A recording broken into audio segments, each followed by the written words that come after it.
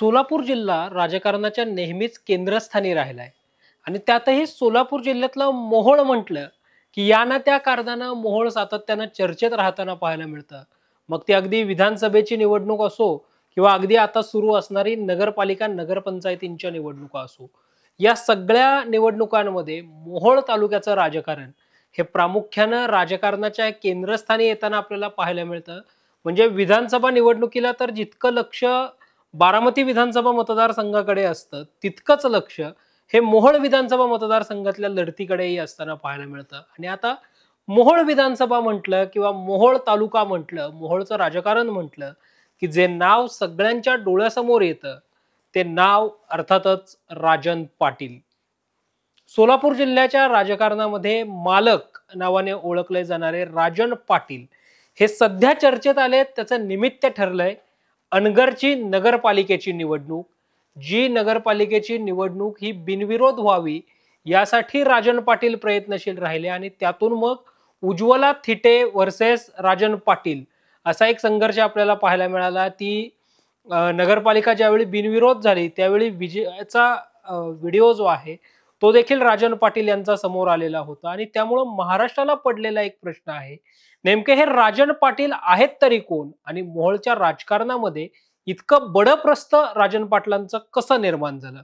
तर याच सगळ्या प्रश्नांचा मागोवा जो आहे तो आपण या व्हिडिओमधून घेणार आहोत.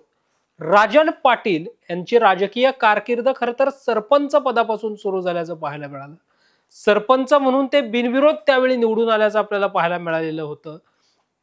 त्यानंतर राजन पाटील हे पंचायत समितीचे सभापती जे आहेत ते झाल्याचं पाहायला मिळालं. पंचायत समिती त्यानंतर जिल्हा परिषदेमध्ये सुद्धा राजन पाटील हे निवडून आले. जिल्हा परिषद सदस्य म्हणून त्यांनी अनेकदा काम केल्याचं पाहायला मिळालं. जिल्हा परिषदेचे ते अध्यक्ष देखील राहिलेले आहेत. त्यानंतर 1995 साली झालेल्या विधानसभेच्या निवडणुकांमध्ये राजन पाटील हे पहिल्यांदा आमदार म्हणून विजयी झाले. पुढे 1995, 1999, 2004 या तीनही पंचवार्षिक निवडणुकांमध्ये राजन पाटील हे आमदार म्हणून निवडून येताना आपल्याला पाहायला मिळाले. मोहोळ वैराग हा त्यांचा विधानसभेचा मतदारसंघ होता. विक्रमी मताधिक्य घेऊन ते विजयी झाल्याचं पाहायला मिळालं. पुढे 2009च्या निवडणुकीमध्ये लक्ष्मणराव ढोबळे यांनी त्यांचा पराभव केला आणि त्यानंतर मग काहीशी राजन पाटलांच्या राजकीय कारकिर्दीला एक उतरदिक कळा जी आहे ती लागल्याचं पाहायला मिळालं. मात्र जिल्ह्याच्या राजकारणामध्येही राजन पाटील जे आहेत ते आपले तग जी आहे ती कायम ठेवताना पाहायला मिळाले. जिल्ह्याच्या राजकारणामध्ये सातत्याने ते किंग मेकरच्या भूमिकेमध्ये राहिल्याचं जे आहे ते पाहायला मिळालं. साखर कारखान्याच्या माध्यमातूनही त्यांनी आपलं सहकार क्षेत्रातलं प्रस्थ जे आहे ते वाढवण्याचा प्रयत्न केला. राष्ट्रवादी काँग्रेस पक्षामध्ये ते अनेक वर्ष सक्रिय पद्धतीने काम करताना आपल्याला पाहायला मिळाले. ज्यावेळी राष्ट्रवादी काँग्रेस पक्षामध्ये फूट पडली त्यावेळी राजन पाटलांनी पवार साहेबांची साथ सोडली. मोठ्या साहेबांची साथ सोडून ते अजित पवारांसोबत गेल्याचं पाहायला मिळालं. नाही, अजित पवारांकडे गेल्यानंतर त्यांचा अजित पवारांच्या राष्ट्रवादी काँग्रेस पक्षामध्ये असणारे आणि त्यावेळी जे मुख्य प्रवक्ते म्हणून अजित पवारांच्या राष्ट्रवादीची भूमिका मांडत होते त्या उमेश पाटलांबरोबरचा एक राजकीय संघर्ष जो आहे तो पाहायला मिळाला. खरं तर उमेश पाटलांनी राजन पाटलांना सोबत घेण्यासाठी त्यावेळी विरोध केल्याचं पाहायला मिळालेलं होतं. उमेश पाटलांना त्याची राजकीय किंमत जी आहे ती देखील त्यावेळी मोजावी लागली होती. म्हणजे अगदी विधानसभेच्या निवडणुकांच्या वेळी तिथले जे विद्यमान आमदार होते 2019ला जे निवडून आलेले होते त्या यशवंत मानेंच्या प्रचाराच्या निवडणुकांमध्ये सुद्धा राजन पाटलांचा आग्रह होता की यशवंत माने हे सिटिंग MLA आहेत त्यामुळे त्यांना त्या ठिकाणी उमेदवारी दिली जावी आणि उमेश पाटलांचा तिथे असणारा विरोध त्यातून पुन्हा एकदा पक्षीय अंतर्गत राजकारण जे आहे ते पाहायला मिळालं. यामध्ये सुद्धा या राजकारणामध्ये सुद्धा राजन पाटलांनीच बाजी मारल्याचं पाहायला मिळालं. त्याची राजकीय किंमत ही उमेश पाटलांना मोजावी लागली. म्हणजे त्यांची मुख्य प्रवक्ते पदावरून त्यांना राजीनामा द्यावा लागला. राजन पाटील मात्र यशवंत मानेंच्या पाठीशी ठामपणे उभे राहिल्याचं जे आहे ते पाहायला मिळालं. आणि त्याचं फळ म्हणून म्हणजे यशवंत मानेंसोबत एकनिष्ठतेने काम केल्याचं फळ म्हणून असेल किंवा अजित पवारांची सुद्धा खंबीरपणे साथ दिल्याचं फळ असेल, पक्षनिष्ठेचं फळ म्हणून राजन पाटील यांची वर्णी महाराष्ट्र सरकारनं सहकार परिषदेवर केली. राजन पाटलांना मंत्रिपदाचा दर्जा जो आहे तो मिळाला.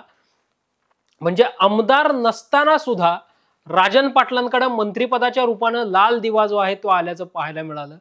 मात्र पुढे जिल्ह्यातली राजकीय समीकरणं बदलत गेली. जिल्ह्यातल्या बदलत्या राजकीय समीकरणांमध्ये तग धरून जर राहायचं असेल तर पक्ष बदलला पाहिजे असा विचार राजन पाटलांनी केल्याचं पाहायला मिळालं.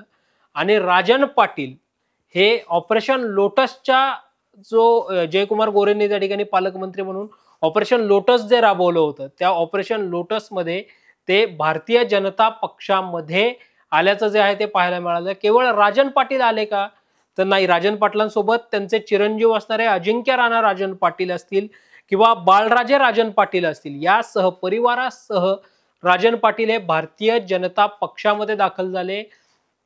भारतीय जनता पक्षामध्ये आल्यानंतर त्यांनी पहिल्यांदा आपल्या सहकार परिषदेच्या अध्यक्षपदाचा राजीनामा दिला. आणि तो राजीनामा देत असताना राजन पाटील म्हटले की नैतिकतेच्या आधारावर, खरं तर राष्ट्रवादी काँग्रेसच्या कोट्यातनं मला हे सहकार परिषदेचं अध्यक्षपद मिळालेलं होतं, मात्र आता ज्यावेळी मी पक्ष बदलला त्यावेळी मला या पदावर राहण्याचा नैतिक अधिकार नाही आणि त्यामुळे मी आपल्या पदाचा राजीनामा देतोय असं राजन पाटील म्हणाले. जे आता भारतीय जनता पक्षामध्ये आलेले आहेत. आणि भारतीय जनता पक्षामध्ये आल्यानंतर आता राजन पाटील हे जितके जयकुमार गोरेंच्या गुडबुक मध्ये आहेत तितकेच किंबहुना त्याहून अधिक ते देवेंद्र फडणवीसांच्या गुडबुक मध्ये असल्याचं पाहायला मिळतं. कारण काही दिवसांपूर्वी श्रीपूरमध्ये जो कर्मयोगी सुधाकरपंत परिचारक यांच्या अर्धाकृती पुतळ्याच्या अनावरणाचा सोहळा झाला होता, ज्यामध्ये देवेंद्र फडणवीसांनी राजन पाटलांकडे बघून केलेलं स्मितहास्य असेल, दोघांमध्ये झालेली चर्चा असेल, या सगळ्यामुळे आता राजन पाटलांनी भाजपमध्ये आल्यानंतर ते राज्याचे मुख्यमंत्री असणाऱ्या देवेंद्र फडणवीसांच्याही गुडबुक मध्ये गेल्याचं पाहायला मिळतंय. त्यामुळे पुढच्या काळामध्ये राजन पाटील हे पुन्हा एकदा मोहोळ वैराग मतदारसंघाच्या माध्यमातून राजकारणामध्ये पुन्हा म्हणजे 2029ला कदाचित राजन पाटील हेच भारतीय जनता पक्षाचे मोहोळ विधानसभेचे उमेदवार असतील इथपर्यंतच्या चर्चा आता सुरू झालेल्या आहेत. आणि आता अनगर नगरपालिकेच्या माध्यमातून पुन्हा एकदा राजन पाटलांचं नाव जे आहे ते महाराष्ट्राच्या घराघरामध्ये पोहोचल्याचं पाहायला मिळतंय. बिनविरोध निवडणूक ठेवण्याची परंपरा जी आहे ती राजन पाटलांनी कायम राखल्याचं जे आहे ते पाहायला मिळतंय.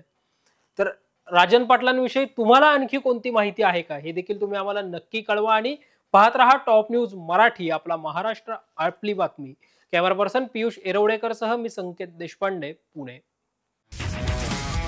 तुमची car, electric panel, data server आगीपासून सुरक्षित आहे का? नाही? मग आजच बसवा F protect temperature activated fire suppression device. यामध्ये आहे eco friendly non toxic pressurised liquid, जे आग लागल्यास क्षणार्धात ऍक्टिव्हेट होऊन आगीवरती मिळवते नियंत्रण. बसवण्यास अतिशय सोपे आणि सुटसुटीत टेकालिपचे एक दर्जेदार उत्पादन एफ प्रोटेक्ट.